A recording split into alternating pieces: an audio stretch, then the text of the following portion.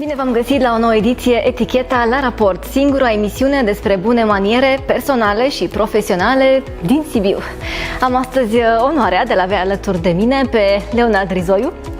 Bine ai venit! Întâi de toate îți mulțumesc tare mult pentru că ai acceptat invitația mea. Cu mare drag și mă bucur tare mult că există asemenea emisiuni cu asemenea subiecte. Puteam sau voiam să mai zic și Leo HR, să știi, și n-am făcut așa o prezentare a ta cât se poate de intenționat. De ce? Pentru că vreau să specific că este ultima ediție pe anul acesta și mă tot gândeam, ok, cu ce să închid eu practic anul ăsta? Voiam să găsesc ceva care să mă fi definit, care să mă fi reprezentat și pe mine, nu doar proiectul, pentru că lumea se întreabă poate, ok, HR, dar ce are de a face HR-ul cu bunele maniere, cu astea personale sau cu astea profesionale? Și mă gândeam ce a fost, dom'le, în mijlocul activităților mele până la urmă anul ăsta și a fost omul. Și zic, culmea asta e că lucrăm și în HR până la urmă, să nu uităm că dincolo de proiectul ăsta suntem până la urmă oameni de HR. Și zic, ok, despre asta povestim, mai ales că n-aș fi prima. S-a vorbit mult și foarte mult anul ăsta despre oameni, despre resursa umană. Am avut și am asistat la o grămadă de, nu știu, demiteri, disponibilizări, cum să le numim, plecări, sosiri, s-au perindat stânga-dreapta, că astea sunt contextele în care trăim până la urmă sau mediile. Așa că ce poate să fie mai concludent, să zic, sau mai reprezentativ decât retenția? Pentru că dacă am lucrat și mai mult la asta, n-am mai asistat poate la atât de multe plecări, de ce nu? Și atunci zic, cine ar fi potrivit să vorbească mie despre retenție? Păi Leo, așa că te las pe tine să ne povestești de ce zic eu că ești potrivit pentru asta, pentru că, așa ca o mică paranteză, da, în urmă cu vreo 10 ani, să zic, sper că nu sau să mă contrazici dacă e cazul, sper că nu greșesc, voiam să zic, ai dus în țară un astfel de instrument de lucru cu retenția sau pentru retenția, acel stay interview. Te las să ne dai tu detaliile perfecte, corecte. Așa este. Așa. Acum, bune maniere și resurse umane, etica în resurse umane este foarte importantă. Iar dacă nu ai cei 7 ani de acasă, nu înțelegi un pic filonul, nu ajungi un pic să ai o conduită de etică sănătoasă, este greu să faci resurse umane, pentru că resursele umane nu sunt despre cifre, despre bugete, despre proiecte neapărat care vizează numai zona operațională, este despre om. Pentru că omul este central. Iar acum toată paradigma este de a aduce înapoi omul în centrul resurselor umane. Și omul și resursele umane înseamnă etică, bune maniere. Legat de anul acesta au fost, nu știu, eu zic un mix, o salată de fructe în care am avut silent quitting. Era să uit, bine punctat. Am avut tot felul de valuri care au venit. Să înțelegem că este un an greu din toate punctele de vedere. Este un an post-pandemic, nici contextul geopolitic nu ne ajută foarte mult în acest moment, predictibilitatea este redusă, precauția este mare, cumva nu vedem înainte, se anunță și toate pronosticurile și forecasturile și planningurile sunt în nisipuri mișcătoare și ca atare noi la resurse umane ar trebui să purtăm mănuși și să putem să facem echilibru pe acea sârmă extrem de subțire. Mi se pare că ne-am transformat în niște acrobați care prindem acele mingi din aer și dacă am fost cândva pompier și am stins incendii, iată acum am trecut în zona strategică și cumva avem în vedere să ținem echilibru între oameni și între business și cumva să creăm o punte de legătură cu și sub umbrela etică și a bunelor maniere de care ai spus. Mă bucur că ai zis și de asta, pentru că, uite, emisiunea este și despre eticheta de business care vine la pachet și cu etica de care tu povestești. Până la urmă nu învățăm doar cum să ne comportăm într-un mediu profesional sau cum să abordăm un angajat, un angajator, depinde de care parte, să zic, privim lucrurile, dar foarte bine punctat. Într-adevăr, mă bucur că ești, așa să zic, în asentiment și încă o dată se confirmă că e omul potrivit, să zic, pentru discuția mea de final de an, în care mi-am propus să punem așa cumva HR-ul sub lupă și o să încep în primul rând, poate, cu partea asta de retenție despre care am povestit. Și asta înseamnă un dialog deschis.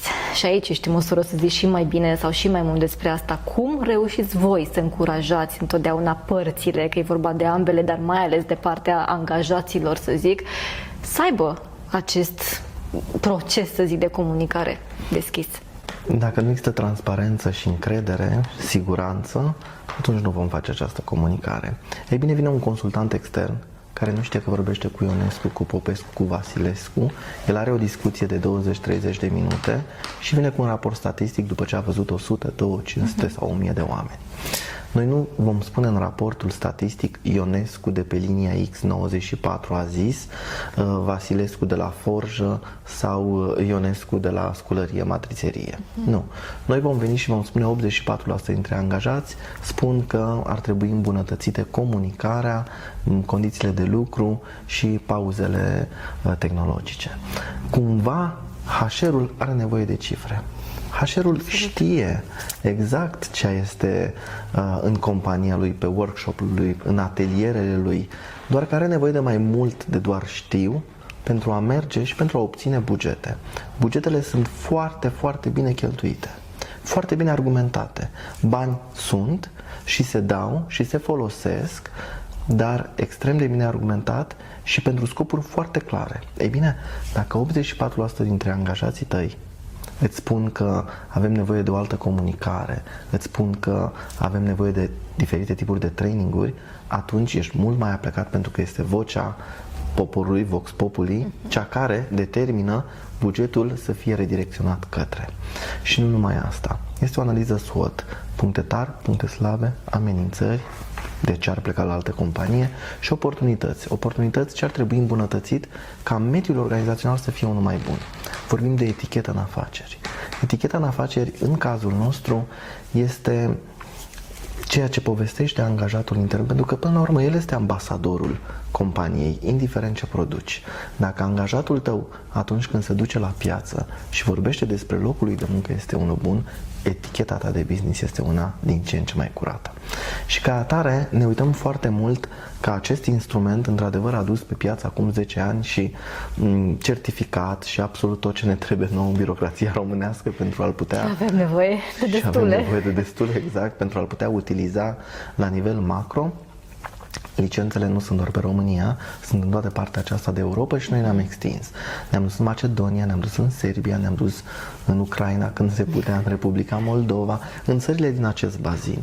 Și chiar am putut să facem niște comparații. Eu, teza de doctorat, de exemplu, o am făcută pe comparațiile dintre strategiile de retenție și de îmbunătățire a politicilor de resurse umane din bazinul de aici, din partea aceasta de Europa. Am putut să vedem cum, de-a lungul timpului, oamenii care au depășit stratul de jos al piramidei lui Maslow, nevoia de mâncare pe masă și de acoperiș, au avut nevoie de respect, de statut, de a înțelege ce este în amonte și în aval de jobul lor. Nu vor doar să strângă o piuliță aici. El vrea să vadă produsul final, indiferent că este airbag sau că este un dosar de bancă sau că ne uităm în zona de servicii medicale. Cumva, retenția a venit natural atunci când, revin la eticheta de business, companiile au format comunități și au fost foarte atente, au trecut de la acel management autoritar la un management bazat pe design empatic. Designul empatic vine ce își doresc și oamenii, care este vocea lor și cum o ascultăm. Merge team leaderul direct, s-ar putea teama de represalii să-l facă pe angajat, să-i fie teamă să-i spună mi-aș dori să ai o altă abordare a echipei, mi-aș dori să ai un alt mod de a comunica cu noi, mi-aș dori să-ți îmbunătățești comportamentul în anumite situații. Și ca atare, feedback-ul pe care îl dă nu este întotdeauna onest. Mă bucur că ai dus discuția în zona asta, te întrerup puțin, știi de ce? Pentru că e foarte important să știm ce avem noi de învățat din asta, că suntem oameni de HR sau alte persoane din companii care încearcă să poarte un astfel de dialog deschis. Acum, emisiunea noastră își propune clar să promoveze companiile, dar dincolo de ceea ce faceți voi, să zic, ca și companie, e bine să știm ce putem noi să învățăm din asta, ca atunci când nu putem să apelăm, iată, la un astfel de instrument, să știm cum ne-am putea descurca intern cu resursele, apropo de bugetul de care povesteai mai devreme. E ceva ce trebuie să furăm așa ca meserie de la voi? Eu cred că deja faceți și marea majoritate a companiilor client pentru mine, ele fac deja lucruri, doar că sunt anumite lucruri pe care nu le poți face tu intern și externalizezi. Cum categoric de-a lungul timpului am învățat că externalizarea și că oamenii care au o anumită specialitate, nu putem să avem noi tot în interior. Sunt companii de training, indiferent cât training avem noi, sunt coach externi, indiferent oricare dintre noi suntem coach în cadrul companiei. De ce? Datorită acestei deschideri, datorită acestei transparențe și siguranță pe care o simte angajatul în a-i da feedback team leaderului. Indiferent că vorbim de industrie, cândva industria ITNC, tehnologia, erau foarte deschiși și destul de mult aveau tendința să dea acest feedback cât se poate de accurate, de aproape de adevăr. Doar că și acolo erau niște filtre, și acolo erau niște represalii. Și ca atare s-a externalizat. Cumva companiile, cred că 99,9% dintre companiile cu care eu lucrez, au proiecte de a vorbi one-to-one-uri, tot felul de operative, dacă vorbim de zona de producție, tot felul de întâlniri, de feedback și așa mai departe. Doar că mai trebuie rafinat și în zona cu consultanți externi, pentru că nu întotdeauna feedback-ul este atât de deschis, atât de clar, atât de direct dat, mai ales team leaderului. De cele mai multe ori, departamentele de resurse umane au făcut loc acestui instrument, iar el creează chiar o recurență. Oamenii așteaptă să ventileze, să vorbească, pentru că de cele mai multe ori, dacă vorbim de producție, ei vin și știu că au de făcut 100 de cablaje, 100 de volane, 100 de produse care ar fi ele. Și cumva atenția aceasta lejeră, fără niciun fel de represarii, fără a fi impus, a fi tras de limba, a urma un interviu, a urma o structură întotdeauna, îi oferă lui lejeritatea să vorbească. Și vorbește mai mult chiar decât noi putem să îi alocăm ca și timp. Noi spunem des că oamenii sunt nevorbiți. Da, acum e cât se poate de justificat, să zic. Și abia așteaptă această întâlnire. Sunt companii unde mergem de 9 ani de zile în fiecare an și ne bucurăm, oamenii știu deja procesul, știu deja focus grupurile de lucru în care lucrăm, pentru că după ce avem rezultatele, ok, ne dorim aceste lucruri, hai să vedem și responsabilitatea nu este numai a companiei. Spuneai de această piață împărțită a angajatorilor și angajații, este aceeași scenă. Uneori suntem angajatori, putem să ne schimbăm rolurile. Mi-a fost teamă întotdeauna să o împart, să spun, este piața angajaților, a angajatorilor, pentru că toți jucăm acolo. Și rolurile noastre pot fi interschimbate. Și ca atare, mi-a fost frică să pun limite, să pun granițe foarte clare între cele două. Cumva mi-a plăcut foarte mult, mie mi s-a potrivit foarte mult acest instrument, pentru că am vorbit cu oamenii. Ajungem la om. Companiile nu sunt niște nori. Companiile și cultura organizațională este făcută de noi, oamenii, cei care lucrăm acolo. Iar revenind la eticheta de business, o dăm tot noi, angajații, reprezentanții acelui brand, acelui angajator, pentru că noi suntem cei care vorbim în cercul de prieteni, vorbim la piață, vorbim în conferințe, ne uităm în medii profesionale, LinkedIn, Facebook, pagini de cariere și poate ne uităm cu mândrie la brandul pe care îl reprezentăm. Și ca atare și compania se gătește ca o casă pentru sărbători. Când spălăm perdele, când este toată frumoasă, așa și compania își dorește să fie un mediu de lucru, sau cele mai multe dintre companii își doresc să pună la dispoziție un mediu de lucru bun și să ofere o experiență de angajabilitate, employee experience, de la începutul carierei până chiar după ce își termină activitatea în acea carieră, după exit interview, zona de alumni, și se fac și comunități chiar după ce au părăsit compania, tocmai pentru a se îngriji de această imagine de angajator, de acest brand de angajator, de această etichetă de business. Mă bucur că ai mintit la fel și de acel follow-up, să zic, care se face, pentru că e important să știm ce face, de exemplu, sau ce ar trebui să facă, de exemplu, un manager cu feedback-urile despre care aflăm că nu sunt întotdeauna pozitive. Cu siguranță, cine ajunge să plece dintr-o companie sau să-și dorească să plece, apropo și de stay interview și de exit interview, ce facem cu acele feedback-uri? Cum ducem mai departe procesul ca să nu fi întrebat degeaba și să ajungem într-o altă extremă în care nu face nimic, de fapt. Păi este bine să facem. Vocea. Trebuie să facem. Da. Întotdeauna am spus că exit interviul transform dintr-o pierdere, și mă refer a salariatului care ți-a ieșit pe poartă, într-un câștig. Un câștig de informații, un câștig de noi idei, de a îmbunătăți, astfel încât să nu-ți mai plece talentele din companie. Au fost ani în care hemoragia de talente, în special înspre străinătate, a fost enorm de mare. S-a mai stopat, dar s-a stopat Se vorbea de un exod, știi, care era în zona medicilor sau nu, cred că am asistat la mai multe industrii, puteam să numim exod. Din diferite industrii, din absolut, cred că toate industriile au fost atinse. Cumva, școala românească, și este cu tradiție în zona de automotive, dar noi avem ingineri de design foarte buni. TCM-ul nostru și AR-ul nostru este una dintre cele mai bune școli de inginerie. Și știm, avem centre de excelență pentru companii care au sediul în Franța, care au sediul în Germania, care au sediul în America, în Londra. Da, este celebru, au plecat echipe întregi ca și designer pentru un mare producător de mașini din Marea Britanie. Ei bine, școlile noastre cu tradiție, faptul că noi vorbim limbi străine, noi învățăm, ne-au făcut foarte, foarte doriți pe piața externă. Hemoragia aceasta de talente din absolut toate domeniile s-a produs absolut natural și nu a fost numai elementul banului. Oamenii și-au dorit o infrastructură, și-au dorit spitale pentru ei, și-au dorit grădinițe pentru copiilor, școli foarte bune, și-au dorit un mediu de lucru unde să-și ducă o viață decentă.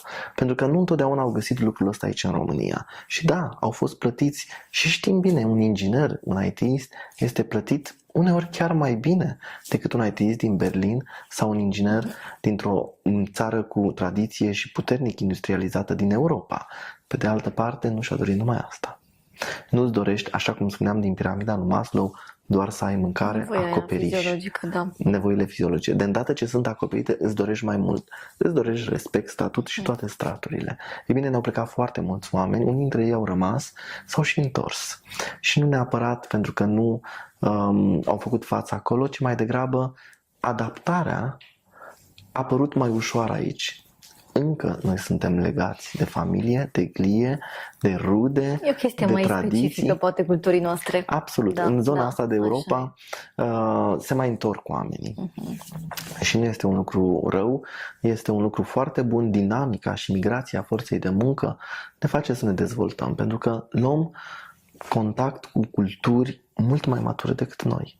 Să ne înțelegem, la noi totul s-a dezvoltat în ultimii 20 și ceva de ani de când au început să vină companiile multinaționale la noi. Și noi, generațiile noastre, am învățat de pe intranet, am învățat din business travel-uri, am învățat din onboarding-uri, din induction-uri, din tot ce ne arătau și devoram, eram bureți acum 15-20 de informație ani. absorbită, exact. Absolut. Da. Să învățăm, pentru că nu ne lovisem în niciun fel de aceste concepte, aceste idei, aceste lucruri pe care nu le găseam în sistemul nostru de învățământ.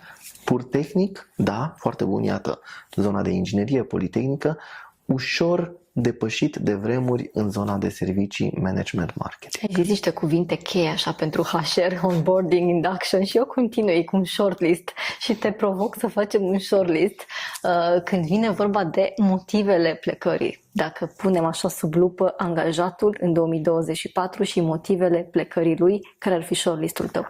Hai să facem să le împărțim pentru blue collar și white collar, pentru că sunt foarte diferite. Sunt diferite, absolut. Blue collar, nevoia de stabilitate, anul acesta a fost prima dată pe primul loc. Până acum erau banii. Imediat după, la câteva procente, nu sunt doi digiți, este zona financiară.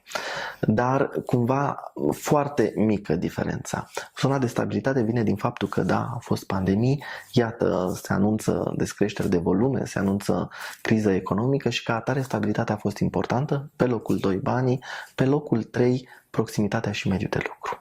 Pentru că nimeni nu-și mai dorește să mai facă o navetă de o oră când are oportunități la 15 minute de casă. Și ca atare aleg inclusiv zona asta. De unde a venit și dacă ne uităm macro, suntem în continuare în zona de blue collar, ne uităm la un work-life balance. Dacă despre acest work-life balance am vorbit an de-a rândul în zona de TESA white collar, iată că și blue collar-ul, absolut, a ajuns acolo. Ne uităm în zona de white collar, TESA. Acolo zona de dezvoltare este foarte importantă. cu cât au mai clar un parcurs al carierei, o zonă de dezvoltare profesională și chiar personală în anumite companii sau în anumite domenii de activitate, este important. Asta este pe locul 1. Nivelul și zona de dezvoltare. Pe locul 2, categoric, a rămas mediul de lucru, colegi, șeful, team leaderul, managerul, cel care coordonează activitatea, liderul în special, și pe locul 3 este pentru prima dată când se regăsește zona financiară. E ceva diferit dacă ne ducem la motivele pentru care oamenii rămân diferit de acestea, pentru că automat cât timp le ai pe astea pe care le-ai pus tu pe listă, asta te face să rămâi. Dar poate sau putem vorbi și de unele noi, diferite, pentru care da, angajatul în 2024 a decis să rămână. Este o diferență de la început de an până acum.